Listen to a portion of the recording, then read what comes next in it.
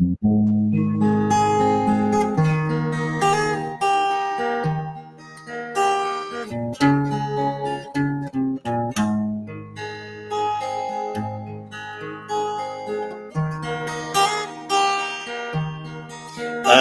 devagar, porque já tive pressa, e leve este sorriso, porque já chorei demais.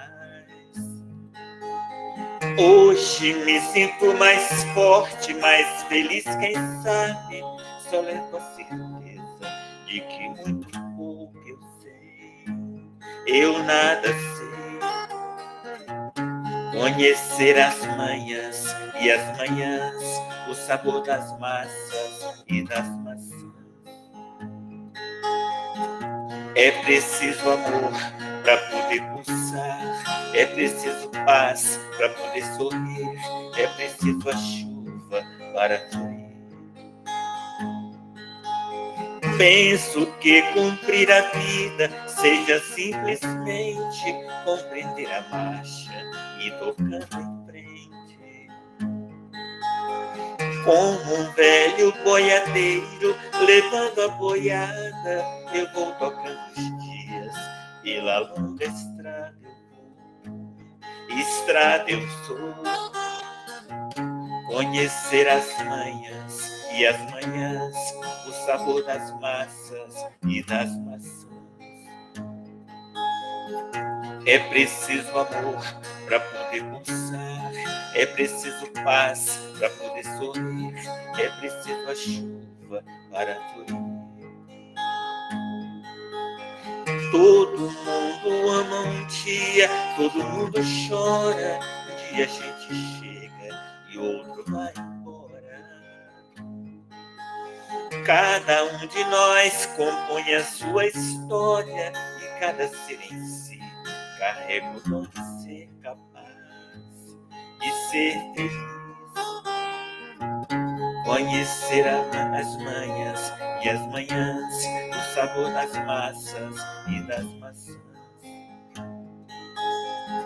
É preciso amor para poder pulsar, é preciso paz,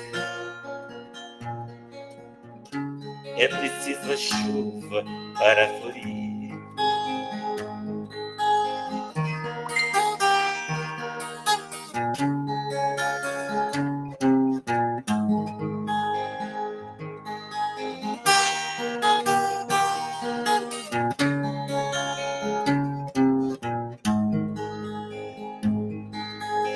Penso que cumprir a vida seja simplesmente compreender a marcha e tocando em frente.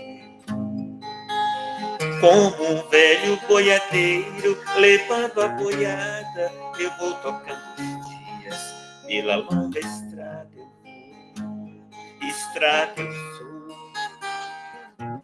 Conhecer as manhãs e as manhãs, o sabor das massas e das maçãs. É preciso amor para poder pulsar, é preciso paz para poder sorrir, é preciso a chuva para fluir. Todo mundo ama um dia, todo mundo chora, um dia a gente chega e outro vai embora. Cada um de nós compõe a sua história e cada ser em si carrega o dom de ser capaz de ser feliz.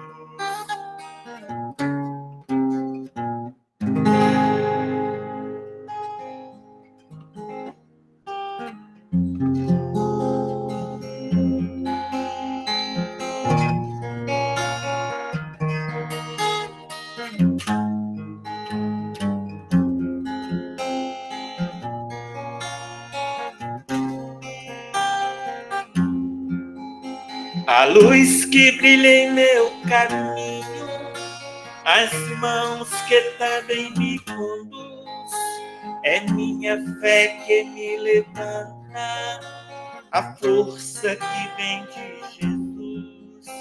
Navego pelas ondas calmas, por onde um dia ele passou, encontro seus rastros na areia, onde ele também pisou. Jesus, esta força tão divina, essa luz que ilumina o caminho por onde eu vou. Jesus, sempre amigo e companheiro, mostrou para o mundo inteiro a força do seu grande amor.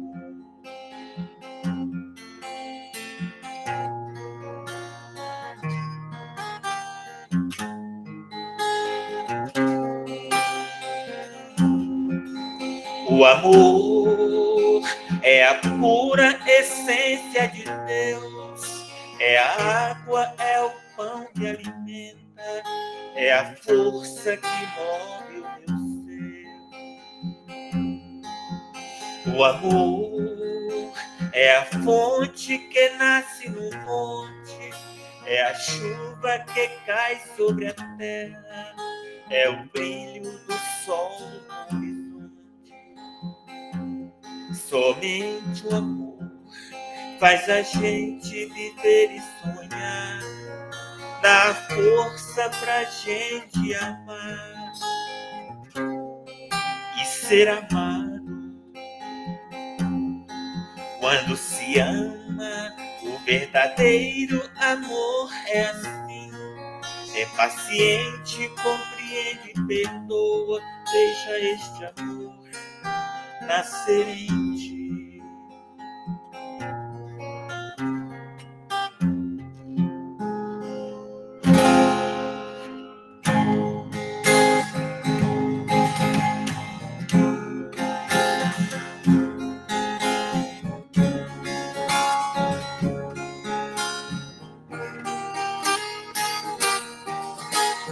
Vamos construir um mundo de paz e união,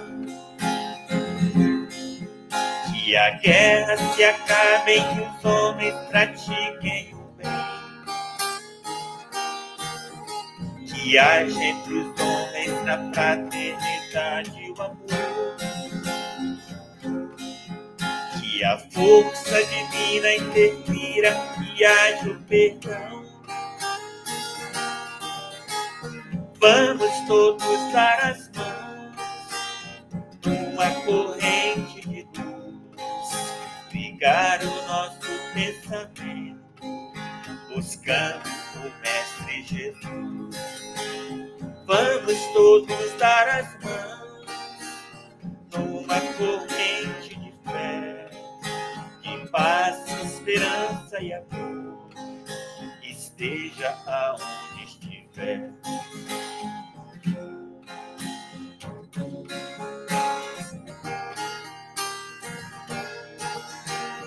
Vamos construir um mundo de paz e união, que a guerra se acabe e que os homens pratiquem o bem, que haja entre os homens na fraternidade o amor, que a força divina interfira e haja o perdão. Vamos todos dar as mãos numa corrente de luz, ligar o nosso pensamento, buscando o Mestre Jesus. Vamos todos dar as mãos numa corrente de fé, de paz, esperança e amor, esteja aonde estiver.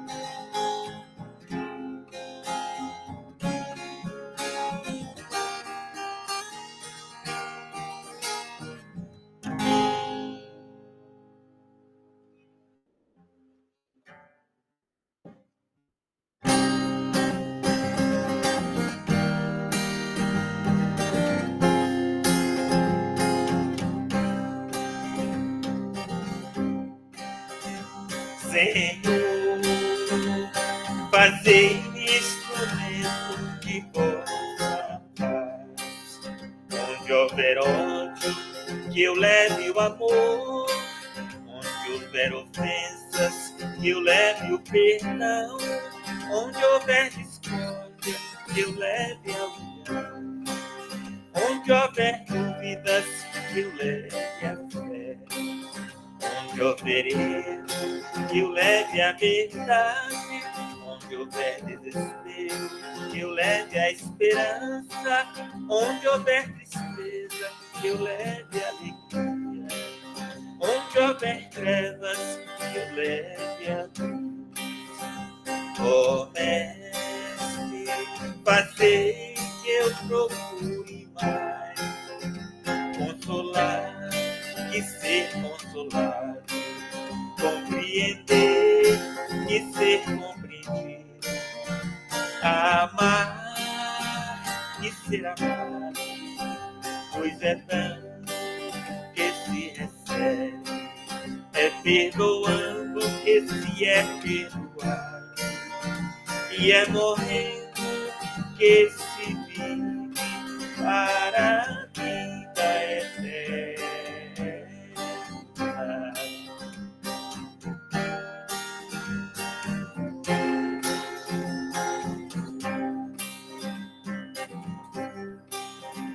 Ó Mestre, fazei que eu procure mais consolar e ser consolado, compreender e ser compreendido, amar e ser amado, pois é tanto que se recebe, é perdoando que se é perdoado, e é morrendo que se vive para a vida eterna.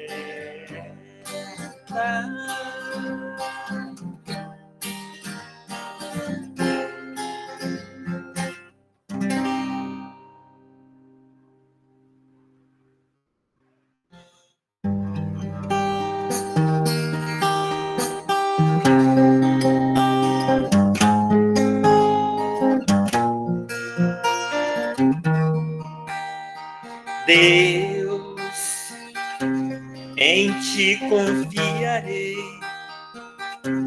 contigo estarei, preciso de ti.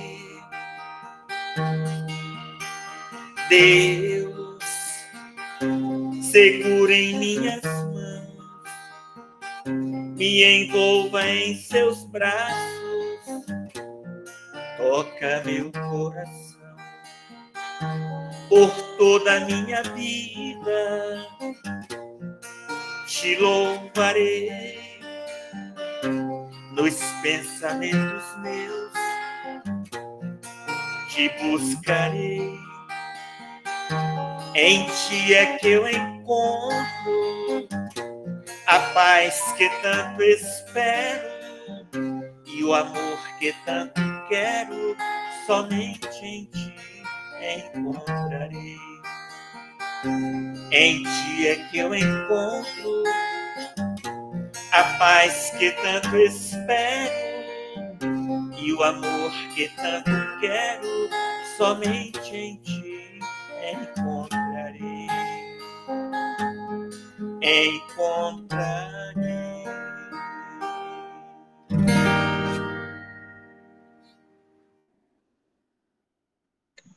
Nossa gratidão, Toninho. Aquele abraço, gratidão. Deus abençoa. Beijo. Boa noite a todos, que Deus nos abençoe, sejamos todos bem-vindos. Everton, seja bem-vindo.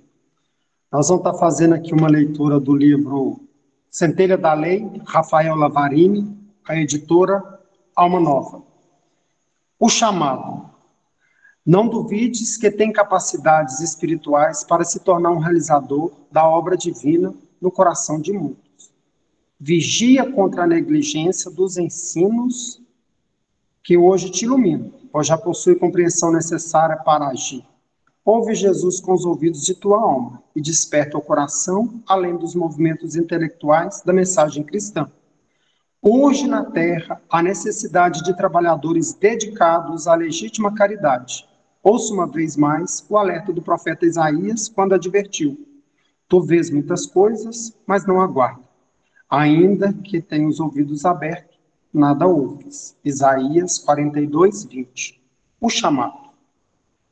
Vamos, neste momento, elevar o nosso pensamento a Deus, agradecer a Ele pelo dia que nós tivemos, pela noite que inicia, por esse momento de estudo e reflexão. A nossa gratidão a Deus, a nossa gratidão a Jesus, que é o amor de nossas vidas. Ele veio até a terra, deixou o seu exemplo para que possamos seguir o seu evangelho. A nossa gratidão a Jesus, que é o nosso irmão maior. A nossa gratidão à espiritualidade amiga, ao nosso anjo da guarda, aos nossos mentores, ao mentor da fraternidade espírita Jesus de Nazaré.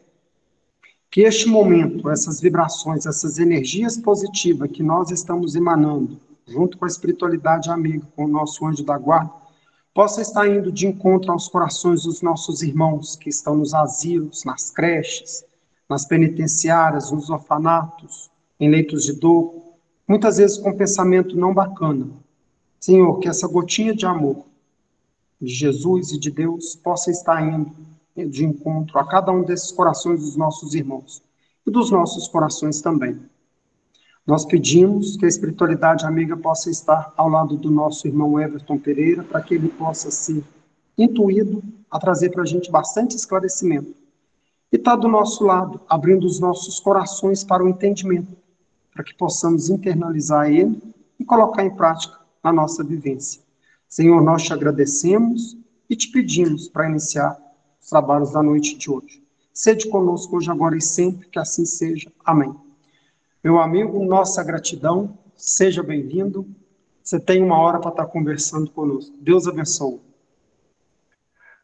A todos nós, obrigado pelo convite carinhoso de sempre. Boa noite a todos e todas que estão aqui, para a gente poder bater um papo. Para quem não me conhece ainda, meu nome é Everton. Eu já falei aqui de uma outra vez, no ano passado, fiquei muito feliz com o convite, e algum sentido teve porque me chamaram, então a gente fica feliz de continuar construindo aqui com vocês esse laço de afeto. O nosso tema hoje é um tema espinhoso, porque diz de um comportamento muito comum de todos nós. E a nossa fala é no intuito de provocar, talvez, uma luz para uma mudança de postura, tá? Como eu sempre gosto de dizer, eu não sou detentor de nenhum conhecimento, só aquilo que o Cristo já traz para a gente há muito tempo, de muitas formas e por muitos caminhos. Então, aqui eu estou sendo um reprodutor daquilo que a gente estuda, tá? Quem tiver alguma pergunta, alguma colocação, pode fazer essa colocação ao longo da nossa fala, tudo bem? E aí a gente vai seguindo de acordo com o que for possível aqui dentro da nossa possibilidade. Vamos falar de reclamação. Olha que beleza. Aquilo que ninguém faz. Pouco. E por que é um tema espinhoso?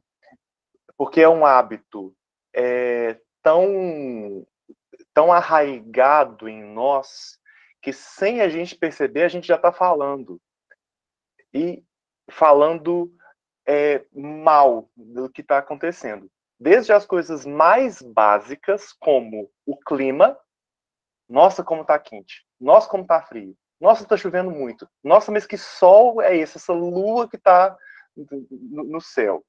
Nossa isso, nossa aquilo. Então, desde o clima, que é a coisa mais básica da nossa convivência cotidiana, às coisas mais complexas do nosso dia a dia. Quase sempre envolvendo família e trabalho. A vivência social na micro e na macro sociedade também causam de nós algum tipo de reclamação.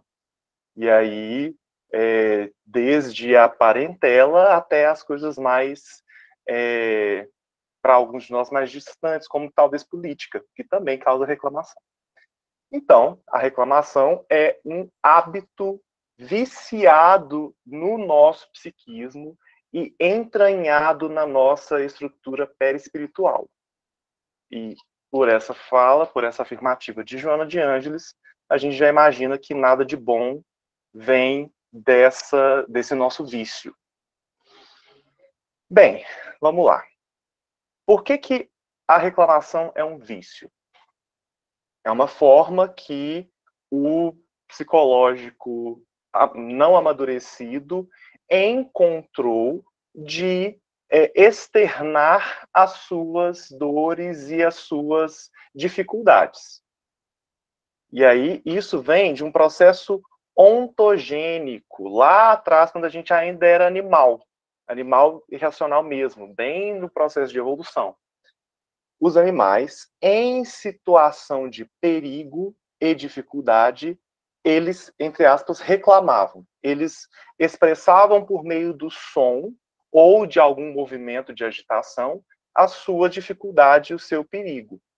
Então, eles fazendo isso, eles não só alertavam o entorno em busca de ajuda, como eles também tentavam fazer com que aquela ameaça fosse sanada de alguma forma. Então, é uma reação primitiva. A gente vem evoluindo, nos tornamos seres racionais e, a partir disso, nós temos a condição de entender as situações pelas quais a gente passa. Porém, todavia, entretanto, nesse hábito muito animalizado ainda na nossa estrutura perispiritual, a gente reproduz de forma muitas vezes inconsciente e infantilizada aqueles recursos que a gente tinha lá atrás, de uma forma muito inconsciente. O primeiro movimento que tem é o movimento de se rebelar ao que acontece. Vamos trazer alguns exemplos cotidianos.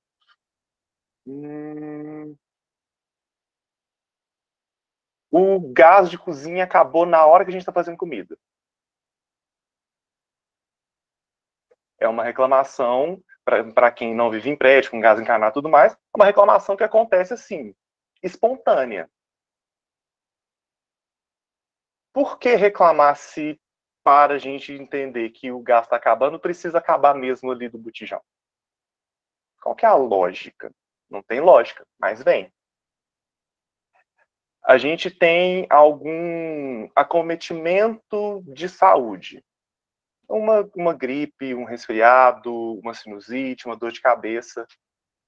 O primeiro movimento que a gente faz, para além só da dor, é a gente começar alguns muxoxos, a gente reclama, a gente fica mais dengoso, mais manhoso, a gente age de forma infantilizada. Isso eu estou dizendo dos adultos, tá, gente? As crianças, a gente ainda não está colocando isso, não. A gente começa a agir de forma infantilizada. Não, Everton, mas não pode sentir dor? Pode. A dor, ela tá aí, ela deve ser sentida, mas não reclamada. Quando a gente faz esse movimento de reclamação, a gente está dizendo que para o outro, que a gente quer dele alguma coisa para sanar ou diminuir o nosso incômodo. É infantil porque a gente projeta para o externo algo que o externo não vai conseguir nos dar. Então, naquele momento, a reclamação continua não fazendo sentido e não resolvendo o contexto. Um outro exemplo. Para quem... Não sei se tem gente que não é de Belo Horizonte aqui nessa chamada. Se não for, ou se não morar em uma cidade um pouco maior, talvez não vai entender, mas a gente vai falar assim mesmo. Engarrafamento. Hora do rush. Para chegar no trabalho, vai atrasar. O primeiro pensamento que é de reclamação do trânsito. Ou de começar a ficar ansioso, ansiosa em relação à situação que está diretamente ligada a chegar em trabalho, chegar no trabalho. O meu chefe vai me xingar, vou ter um tanto de coisa a mais para fazer porque vai atrasar, e comece a reclamar e a pensar de forma desorganizada. Sendo que, naquela situação específica, não tem exatamente muito o que ser feito. E aí a gente poderia falar diversas situações que demonstram o nosso vício em reclamar. Isso porque eu estou dizendo de situações cotidianas, como vocês podem ver, sem falar de família. Imagina o tanto de reclamação, mesmo que não verbalizada, mas mental, que a gente faz sobre marido ou esposa, para quem é casado, filho, irmão, pai e mãe, sobrinhos, algumas vezes quem tem contato mais próximo com o sobrinho, vizinhos, colegas de trabalho, para quem é profissional liberal ou autônomo de cliente. Eu preciso continuar a lista? Ou tá bom para a gente entender que isso é um hábito muito entranhado? Então, a gente tem esse hábito, como eu disse, desde quando a gente era animal e racional, e a gente traz isso para esse nosso momento de, em tese, racionalidade. Qual que é o nosso desvio? Perdão. Qual que é o nosso desvio nesse sentido? A conveniência. Reclamar é conveniente para nós, enquanto espíritos em amadurecimento. Por quê? Quanto mais a gente reclama, mais a gente contamina o ambiente em que a gente está, e aí a psicosfera se mantém a mesma. Aí as outras pessoas vão reclamar junto com a gente, então a gente se sente num lugar comum. Vocês já perceberam o tanto que é irritante uma pessoa que não reclama quando a gente está reclamando? Ou uma pessoa que é, entre aspas, positiva demais quando a gente está ali tentando manter aquele clima de autopiedade por nós mesmos? Não, meu irmão, mas vai passar a dificuldade. Não, mas tenha fé. Gente, é muito irritante, porque você não quer ter fé e você não quer que aquilo passe. Porque se passa, você não tem por onde sair. Você vai identificar que parte dos recursos, se não todos eles, vem do esforço próprio. E esse esforço não está querendo ser feito. Nós não queremos fazer esforços nesse sentido. A gente vai trazer aqui algumas questões do Livro dos Espíritos e algumas outras obras que vão nos ajudar a entender melhor essa dinâmica do fazer. Então, o que a gente faz? A gente se afasta das pessoas que poderiam direcionar o nosso pensamento com um pouco mais de qualidade e se mantém junto daquelas que têm um pensamento muito, muito próximo do nosso. E aí fica aquele clima ótimo, bem amistoso, bem fraterno. É uma ironia, tá? No sentido de nós não progredimos e a gente não ajuda os outros a progredirem. E isso vai construindo um isolamento. A gente vai se isolando, a gente vai se afastando. Pessoas mais agradáveis não querem estar perto de nós, porque elas não querem ser contaminadas. Pessoas não tão agradáveis assim, elas também não querem ficar perto de nós, e nós também não queremos ficar perto delas. Porque em algum lugar a gente entende que aquilo é adoecedor de alguma forma, e aí a gente vai ficando cada vez mais distante de relacionamentos saudáveis e de possibilidades mais intensas de progresso. Joana de Ângeles, em O Ser Consciente, ela provoca a nossa condição de espíritos imortais quando ela diz que já detentores de um saber, sobretudo um saber espírita, deveríamos nós querer fugir à armadilha da reclamação. Então, ela provoca, nós deveríamos querer fugir de reclamar. Porque quando a gente sabe que quanto mais a gente reclama, mais isso vai ficando preso no nosso psiquismo. E um psiquismo aprisionado num processo, ele pode, aos poucos, ir se fragilizando. E quanto mais frágil o psiquismo, mais propenso a diversas doenças ele está, porque o psiquismo um psiquismo mais frágil, ele começa a produção ou a diminuição de produção de hormônios, o que faz com que o nosso sistema imunológico tenha uma perda significativa de proteção. E aí a gente está muito mais propenso a diversos tipos de doenças.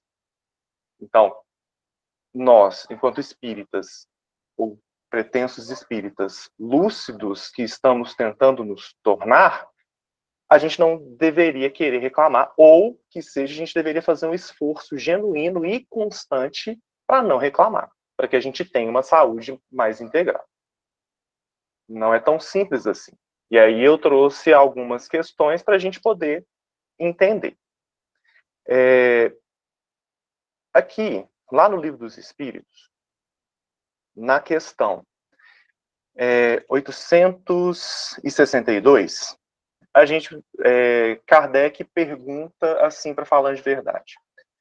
Pessoas existem que nunca logram bom êxito em coisa alguma, que parecem perseguidas por um mau gênio em todos os seus empreendimentos. Não se pode chamar isso de fatalidade? A resposta dos espíritos a Kardec é: será uma fatalidade se lhes quiseres dar esse nome, mas que decorre do gênero da existência escolhida. É que essas pessoas quiseram ser provadas por uma vida de decepções, a fim de exercitarem a paciência e a resignação. Entretanto, não creiais seja absoluta essa fatalidade. Resulta muitas vezes do caminho falso que tais pessoas tomam, em discordância com suas inteligências e aptidões. Grandes probabilidades tem de se afogar quem pretende atravessar a nado um rio, sem saber nadar. O mesmo se dá relativamente à maioria dos acontecimentos da vida. Quase sempre obteria o homem bom êxito se só tentasse o que estivesse em relação com as suas faculdades.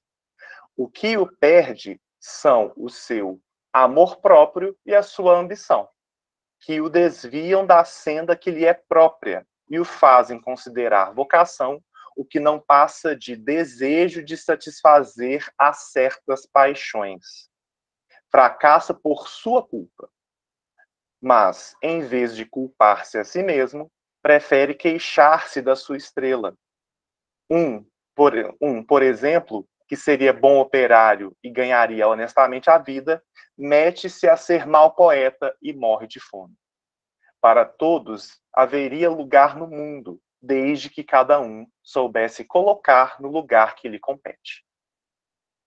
Então, essa é uma resposta que os espíritos dão quando Kardec pergunta sobre a fatalidade de certos empreendimentos mal-sucedidos, vamos dizer assim. E aí, aqui está trazendo numa perspectiva de ação e função de trabalho, mas a gente pode levar isso para qualquer situação da nossa convivência. Quando na questão 919, Kardec é instruído sobre o processo de autoconhecimento, né? Qual é o meio prático e mais eficaz de o homem evoluir e tudo mais. O sábio da vossa antiguidade já diz: conhece-te a ti mesmo. Essa provocação é para nos fazer entender que só quando a gente se conhece, quando a gente é honesto conosco de fato, a gente tem chances de caminhar de forma segura e menos turbulenta pela vida. E eu não estou dizendo sem dificuldades ou sem dores, mas com dores e dificuldades suficientemente ajustadas à nossa condição e àquilo que, de fato, a gente precisa viver para o nosso desenvolvimento enquanto espíritos imortais. Tem situações que a gente vive nessa vida e que a gente tem a audácia de jogar para o processo reencarnatório, quando aquilo ali é consequência de uma escolha atual. Não tem nada a ver com o passado reencarnatório. Nossa, eu estou sofrendo isso porque no passado eu devo ter sido uma pessoa muito ruim. Não, é uma escolha atual. É uma falta de conhecimento de si que faz com que a gente escolha um caminho torpe. E esse caminho torpe vai nos levar a frustrações e dores e ressentimentos que não precisariam estar acontecendo com a gente. Mas a gente ainda é muito orgulhoso, a gente ainda é muito materialista, a gente ainda é muito incoerente e inconsequente em relação à nossa escolha de vida reencarnatória, a entender o porquê que estamos reencarnados, a aceitar que de fato estamos reencarnados. A maioria de nós só sobrevive à reencarnação. Quando, também no Livro dos Espíritos, está dito que todos nós somos importantes na obra da criação, que não existe nenhum espírito inútil na vida, nenhum. Então, que a nossa ação cotidiana, ela tem um motivo de ser, ou melhor, o nosso estar reencarnado tem um motivo de ser, mas que esse motivo de ser só vai ser, de fato, desenvolvido e bem gerenciado a partir da nossa ação cotidiana. É aí que nós nos tornamos, de fato, instrumentos da espiritualidade. Nos grandes feitos da vida humana, não necessariamente. A gente não dá conta de ter grandes feitos dentro de casa, muitas vezes. Talvez o nosso grande feito é a gente dar conta de acolher com amor um filho drogadito, por exemplo. A gente acolher com respeito um familiar que não age de forma cristã. Talvez um grande feito nosso é a gente aprender a silenciar a nossa raiva no momento de discussão com alguém no trabalho, no trânsito, numa situação social. O grande feito é a gente se modificar gradativamente. E essa modificação para melhor é uma forma de a gente entender que a nossa vida e os nossos esforços têm um sentido. E que esse sentido nós entendemos enquanto uma resposta de fé à chance que Deus nos dá de vida. Quando nós reclamamos recorrentemente, mesmo que de forma inconsciente, isso é um sinal de que a gente não acredita que Deus, de fato, ele é soberanamente justo e bom. Por quê? Se eu reclamo de algo que está acontecendo e eu não entendo que aquilo ali, em algum lugar, vai nos fazer crescer de alguma forma, eu acho que Deus é injusto. Ele está me dando algo que é inútil para a minha vida. Ou ele está autorizando, mesmo dentro das minhas escolhas e de uma resposta, de uma reação lógica a uma ação anterior minha, ele está autorizando que algo que não vai me servir de nada aconteça na minha vida. Que Deus é esse? Então ele já não é justo, e não sendo justo, ele está longe de ser bom. Porque ele vai estar em algum lugar do universo rindo de nós por estarmos ali vivendo coisas ruins. Entende como não tem lógica? Então, reclamar, a reclamação não serve para nada, absolutamente nada. Talvez quando a gente era ali, lá animal, para a gente se proteger dos perigos e anunciar ali para o nosso bando, para o nosso grupo, que tinha um perigo em volta, mas depois disso, agora, na fase de humanidade em que estamos, não serve. E significa que eu tenho que condenar o outro que reclama? Não. Eu não tenho essa autoridade. Eu vou acolher e dentro desse acolhimento, acreditar que em algum lugar o meu comportamento pode servir de inspiração para esse meu irmão, essa minha irmã, para fazer parecido. Na questão 865 do Livro dos Espíritos, Kardec pergunta assim aos espíritos: Como se explica que a boa sorte favoreça a algumas pessoas em circunstâncias com as quais nada tem a ver com a vontade nem a inteligência? No jogo, por exemplo. Os espíritos respondem. Alguns espíritos hão escolhido previamente certas espécies de prazer. A fortuna que os favorece é uma tentação. Aquele que, como homem, ganha, perde como espírito, muitas vezes. É uma prova para o seu orgulho e para a sua cupidez. A outra pergunta, 866. Então, a fatalidade que parece presidir aos destinos materiais de nossa vida também é resultado do nosso livre-arbítrio? Tu mesmo escolheste a tua prova. Quanto mais rude ela for e melhor a suportares, tanto mais te elevarás. Os que passam a vida na abundância e na aventura humana são espíritos pusilânimes, que permanecem estacionários. Assim, o número dos desafortunados é muito superior ao dos felizes deste mundo.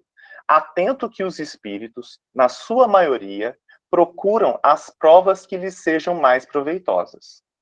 Eles veem perfeitamente bem a futilidade das vossas grandezas e gozos.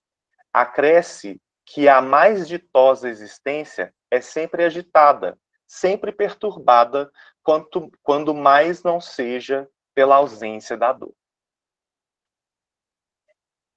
Isso é um ode à pobreza? Não. Isso aqui é uma provocação àquilo que a gente entende ou não como uma vida sem dificuldades e sem dores.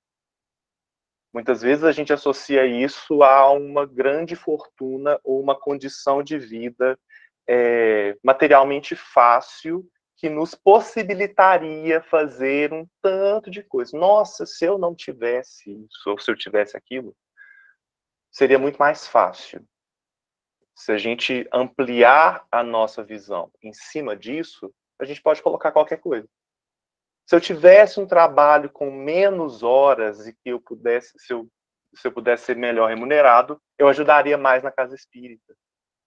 Se eu não tivesse um filho doente, uma mãe doente, um marido brigão, eu poderia fazer aquilo. Se eu não tivesse. Então, a gente sempre coloca uma condição para uma ação que é diretamente ligada à nossa vontade ou às nossas necessidades. O se eu não tivesse, possivelmente eu não teria desenvolvido o mínimo de consciência que eu tenho nesse momento. Porque as questões vividas a partir dessas escolhas anteriores possibilitaram que certos desenvolvimentos acontecessem até agora. Ah, eu casei errado. Não. Você escolheu casar. Escolhendo casar, as consequências naturais dessa ação te levaram a adquirir essas habilidades, te levaram a adquirir também esses traumas, algumas vezes, que vão precisar ser tratados, te levaram a adquirir essas novas notas promissórias para outra reencarnação, te fizeram quitar estas notas promissórias de encarnações anteriores. Todas as escolhas vão ter consequências naturais, e essas consequências naturais, quando nós entendemos que são assim, fica mais fácil de a gente passar de forma resignada pelas dores que vivemos. Algumas vezes, essas dores, elas não são bem compreendidas. E essa não compreensão da dor, ela faz com que a gente volte não só a esse estado primário e primitivo que a gente falou, né, que é a reclamação, como a gente também exige uma resposta do sagrado, do divino, para a resolução rápida dessa dor não compreendida. E aí, o importante é a gente, de novo, voltar a atenção para nós. O autoconhecimento, ele vai ser essencial o tempo todo. O que preciso aprender com essa dor que eu não consigo mudar agora? O que eu ainda tenho que aprender? Que está me causando dor e essa dor está trazendo uma reação. O que está faltando aqui? Está faltando paciência. Então vamos desenvolver essa paciência.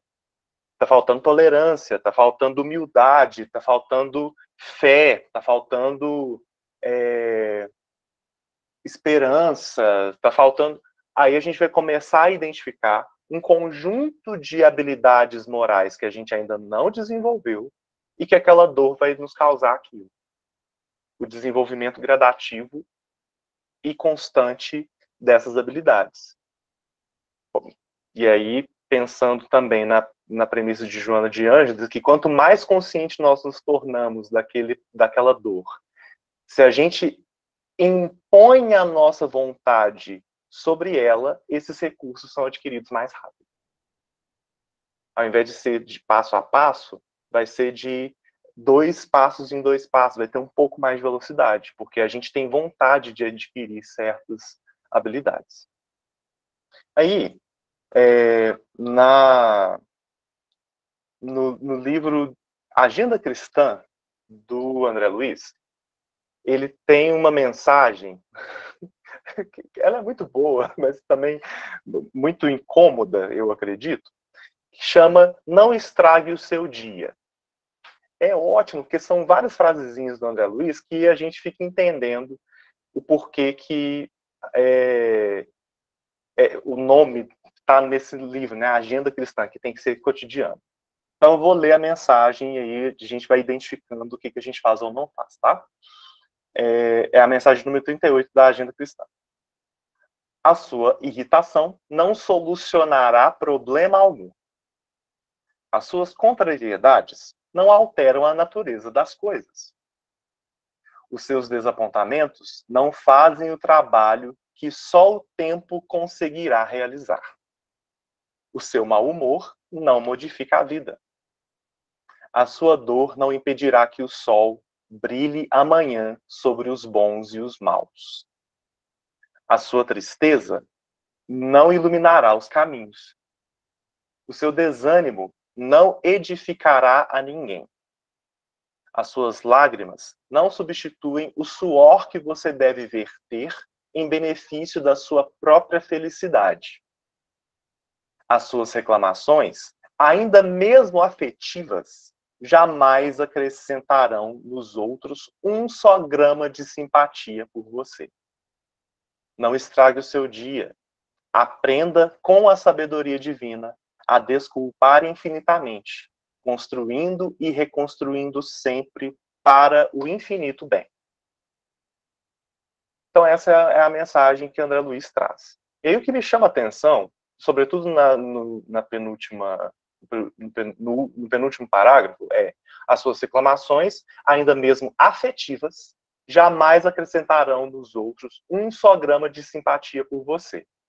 E aí, quando eu estava estudando para a nossa conversa, para o nosso bate-papo, eu fiquei muito reflexivo nessa frase. Eu fiquei pensando, gente, mas não é que é? Vamos pensar nós aqui em conjunto.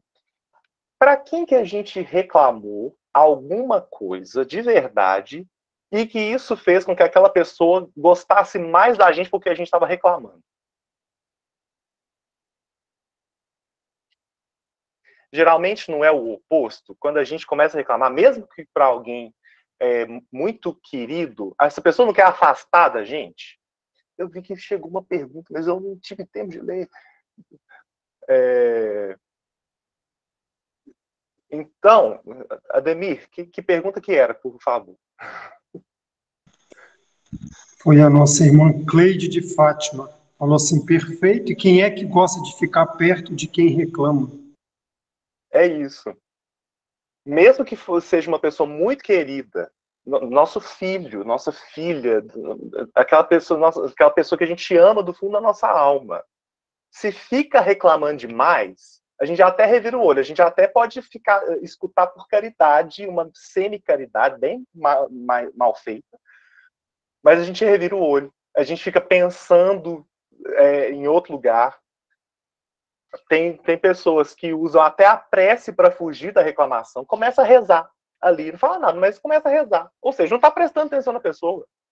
Não está escutando aquele rosário de reclamação, como vovó dizia. Porque ninguém gosta de ficar perto de quem reclama. Então, nem 1 grama de simpatia por nós a gente acrescenta quando a gente reclama. Essa é a provocação de André Luiz. Então, se isso tudo acontece no fenômeno do nosso viver, do nosso relacionamento, de novo, eu vou repetir essa pergunta várias vezes, tá? Enquanto a gente estiver conversando.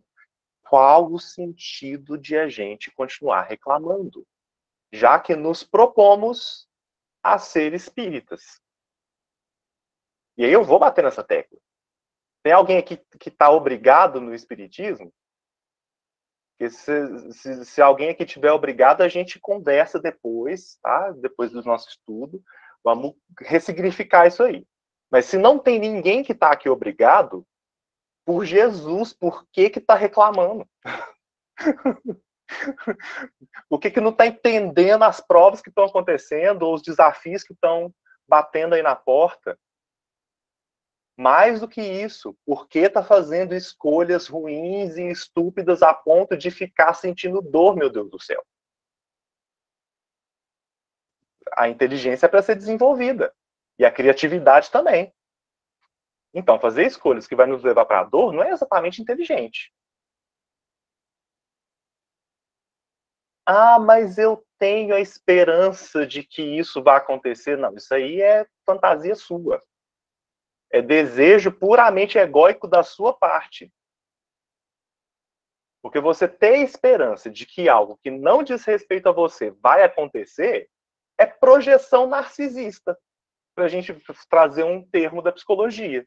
Você está projetando no outro ou na vida algo que eles não têm obrigação de te dar. Então é você quem tem que resolver essas pendências consigo próprio. Então nem nisso tem como reclamar.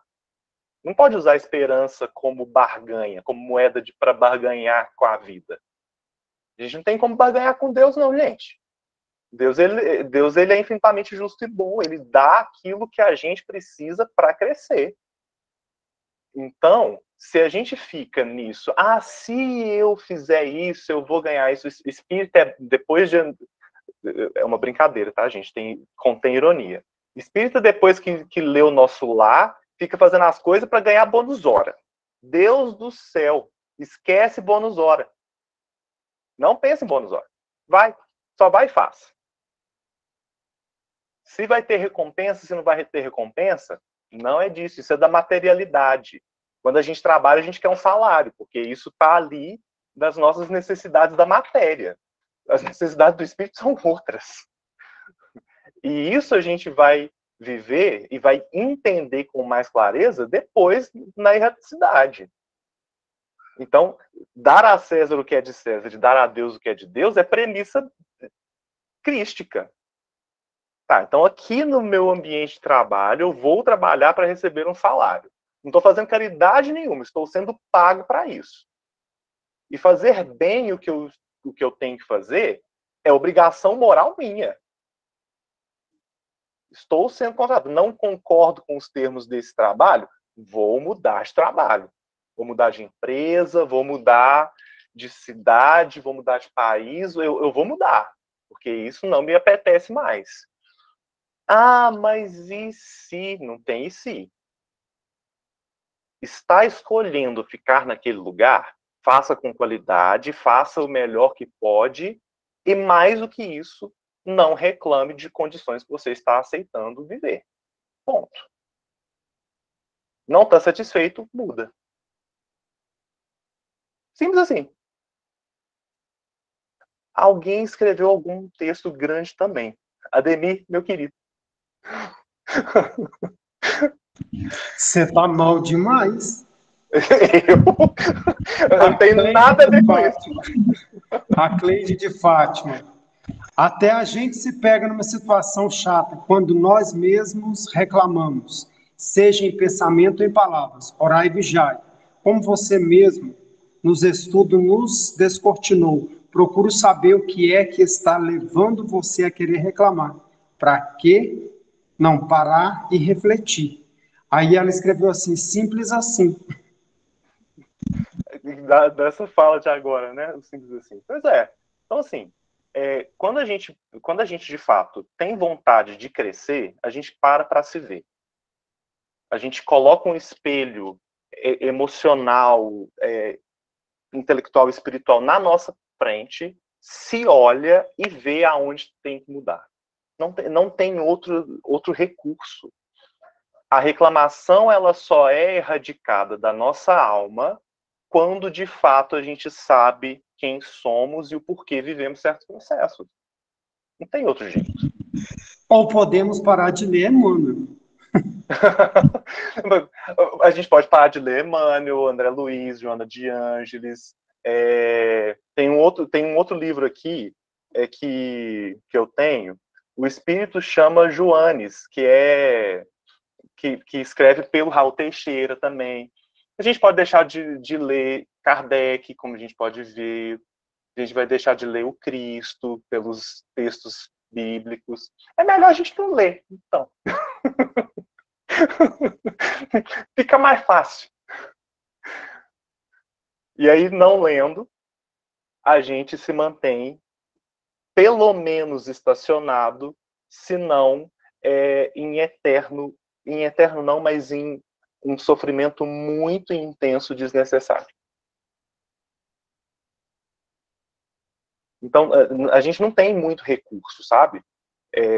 A gente está reencarnado por um motivo. Então, a gente é obra nós somos ferramentas importantes na obra da criação. Ao mesmo tempo, e a misericórdia de Deus é tão imensa que, enquanto somos instrumento de desenvolvimento, nós também somos a ação de desenvolvimento de outro. Porque nós vamos receber auxílio a partir do que o outro também precisa desenvolver. Olha que maravilha que é esse entroncamento de sociedade que faz com que a gente tenha a possibilidade de crescer e possibilitar o crescimento dos outros. Então, quando a gente tem uma noção muito, mesmo que ainda fragmentada, desses recursos, como que a gente vai blasfemar contra o que está sendo vivido? Porque a reclamação é isso. É uma blasfêmia. E essa blasfêmia, que, né, como a gente conectou agora há pouco, é uma forma de a gente entender que Deus ele não é justo, nem bom, nem inteligência suprema, nem nada. Quando a gente blasfema, a gente, e aí nos dizeres que não é nem meu, da Joanes,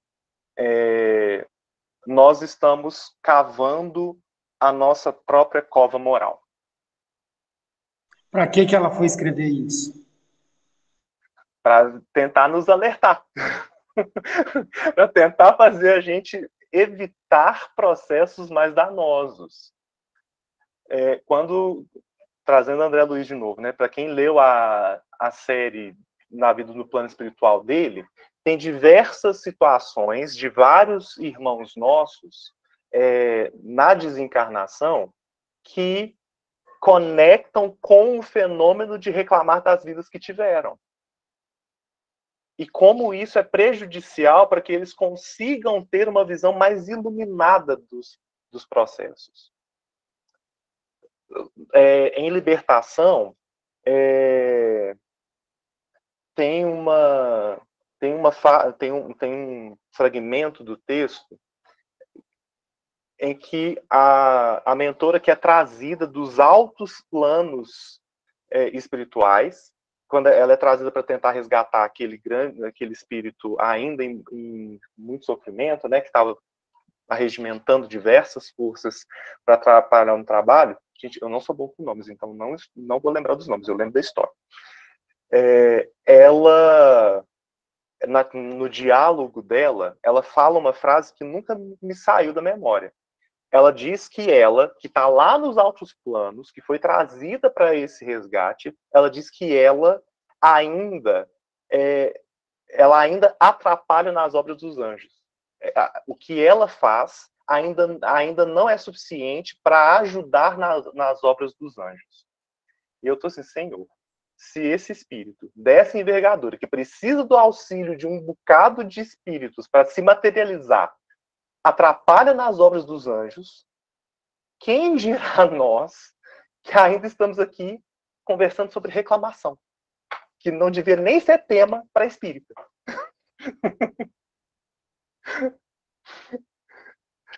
Porque é isso. Tem certos temas que no espiritismo bem compreendido não precisaria nem passar mais pelo nosso arcabouço intelectual. É uma prática natural nossa quando a gente compreende bem aquilo que está ali. E isso porque eu trouxe algumas obras. Se a gente ficasse no Livro dos Espíritos, a gente tinha conhecimento suficiente para a gente não precisar construir reclamação no nosso dia a dia. Cida colocou para a gente aqui, ó, não temos muito recurso. Ou evolui ou evolui. Ferramenta é o que não falta. Exatamente.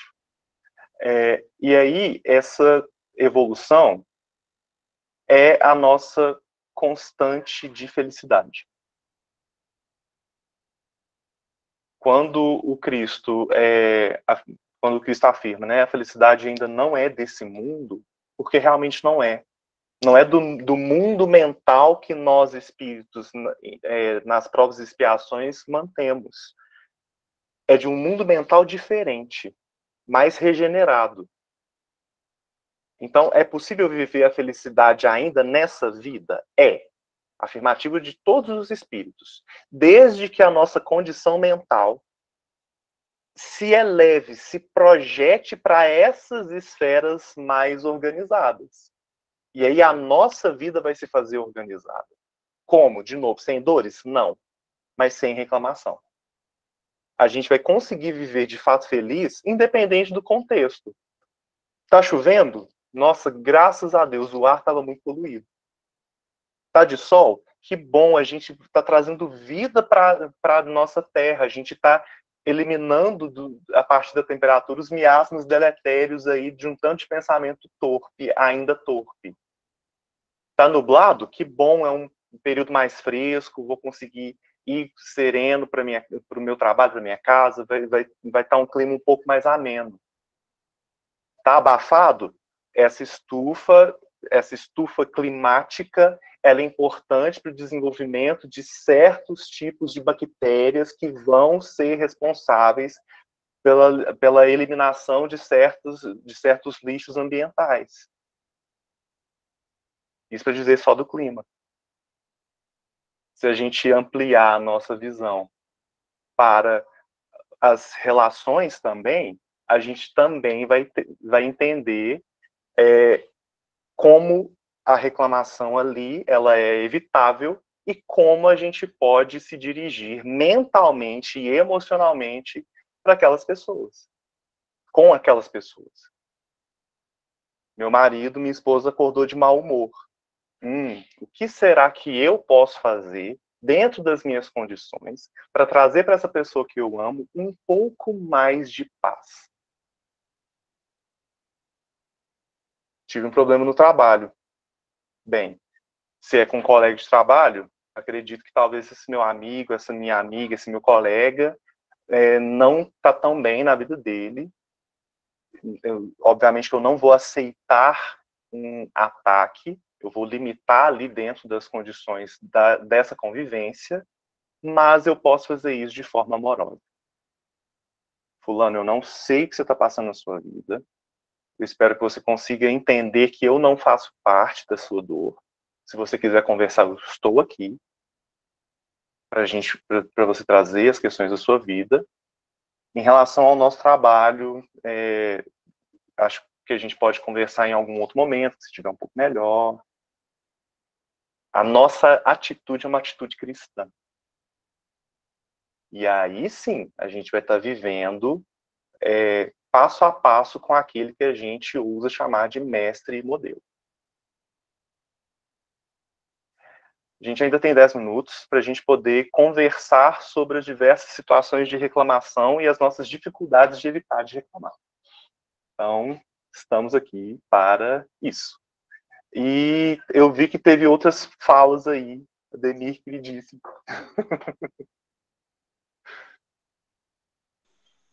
Teve aqui, a Cida falou assim, ó, quando tivermos uma vibração espiritual, mudaremos essa visão de felicidade, respeitar o tempo do outro, caridade.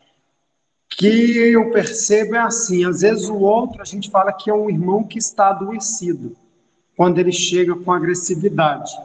Mas, em verdade, muitas vezes eu estou mais doente ainda, e ele despertou aquela raiva que eu ainda fui na goela dele. Sim. Esse é o fenômeno egocêntrico nosso, né?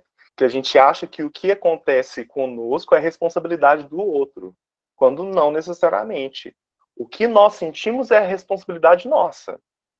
De amor ou raiva, de tristeza ou alegria, qualquer tipo de emoção, isso é plenamente nosso.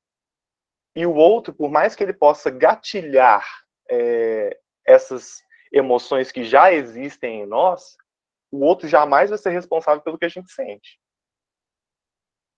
Então, se aquela outra pessoa ela vai provocar aquela emoção, de novo, o autoconhecimento. Volta o espelho para frente de si. Peraí, por que eu fiquei com raiva? Por que eu fiquei triste? Por que eu fiquei decepcionado? Por que eu fiquei dessa forma com isso que aconteceu ou que essa outra pessoa me disse?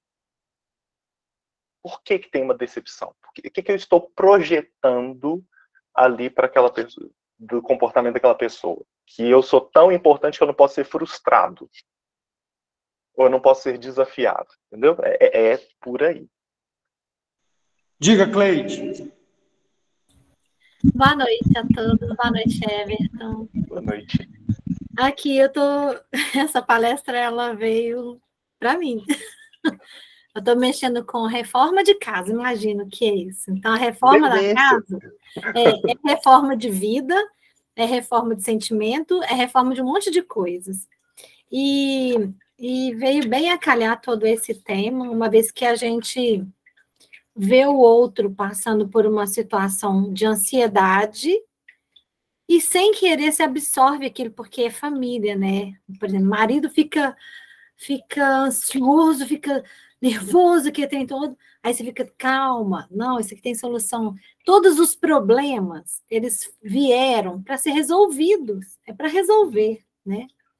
Mas aí vem a reclamação junto, e aí quando a gente está em meio a um monte de tarefas, quando você não vigia, quando eu coloquei lá orar e vigiar, e você não vigia, você está na mesma vibe, e aí uma sensação ruim, o corpo padece, você está tentando procurar o equilíbrio, mas ele não vem. Então, assim, aí depois você passa e fala assim, aí, tá vendo aquela hora, aconteceu isso. Ah, mas não é assim. Não, é assim. Só que a gente tem que respirar, porque senão a gente vai adoecer. Se adoece ou adoece, e aí a coisa fica ruim. Mas eu estava aqui em meio fazendo uma tarefa que eu tenho que te entregar agora à noite. E a amiga mandou no zap reclamando. Eu ia reclamar, eu falei, não, eu não vou vigiar aqui para não reclamar, porque a tendência de reclamar parece que suaviza, mas muito pelo contrário, né? Ela piora. Então, quando você tem um conhecimento, esse autoconhecimento é buscar, se você não tem, busque. Né, como diz a Cida aí, ferramentas que não faltam, mas a gente se pega o tempo todo nessa reclamando, né? Tá calor, nossa! Você já falou, nossa, já reclamou. Não é? Então, é essa situação. Gratidão muito pelo seu estudo compartilhado aqui, que me engrandeceu bastante. Muito obrigada, viu?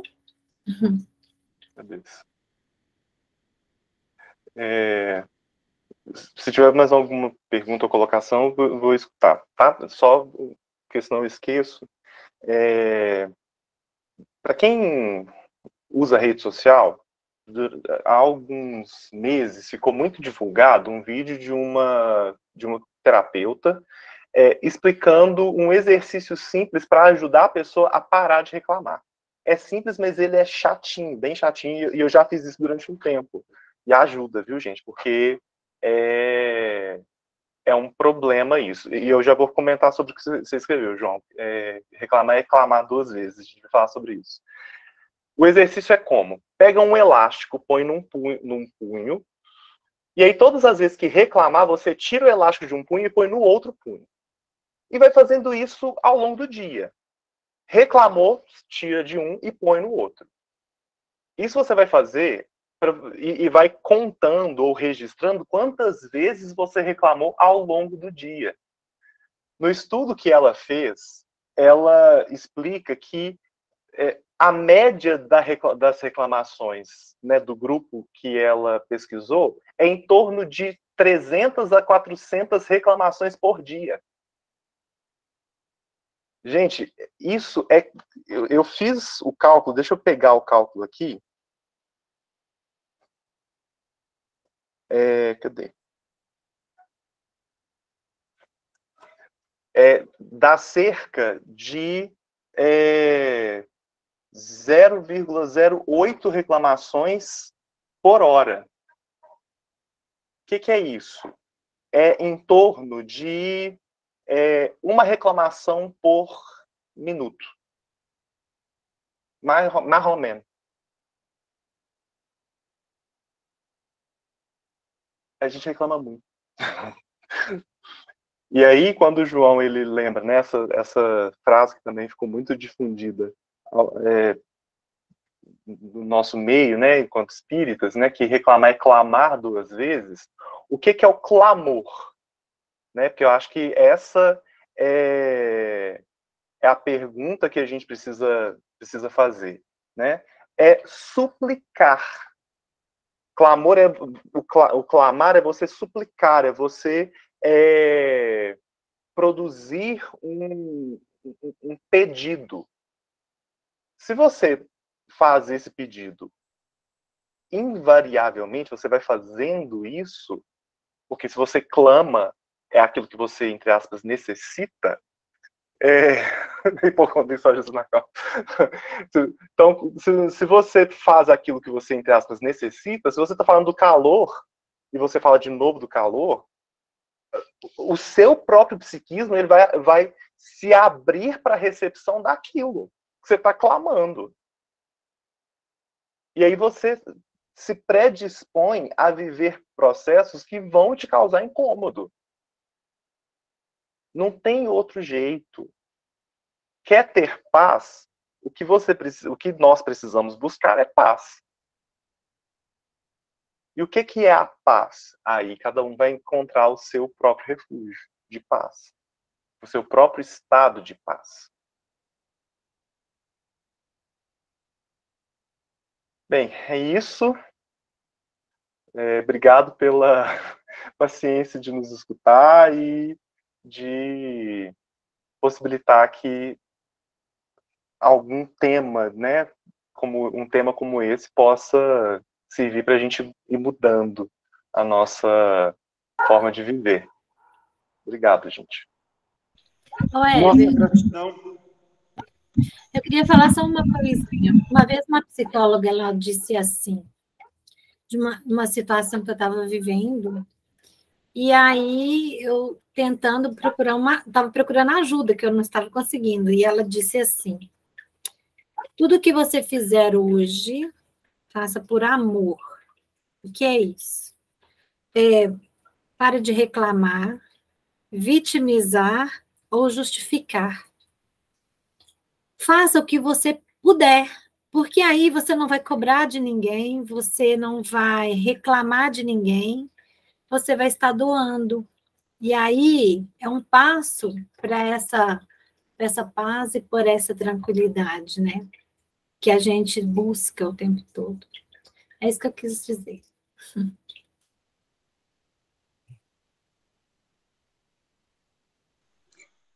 Nossa gratidão. Você termina para a gente com uma prece, pode ser? Termino sim.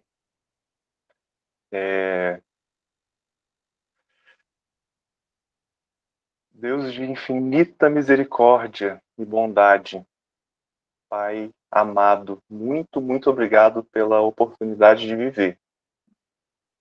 Que a nossa ainda inconsciência, a nossa ainda infantilidade não seja tão operosa no nosso dia a dia, a ponto de continuar produzindo na nossa vida situações ainda irregulares, ainda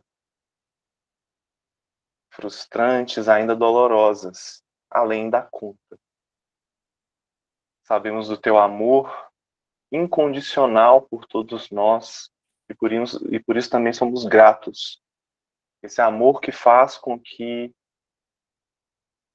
todos os recursos possíveis e não imaginados por nós sejam trazidos à nossa vida, para que possamos ter uma existência proveitosa de desenvolvimento, de possibilidade de crescer, de possibilidade de fazer crescer. Perdoa as nossas falhas constantes e ajuda que o nosso desejo de ser melhor seja possível através das diversas tarefas que a vida nos confere.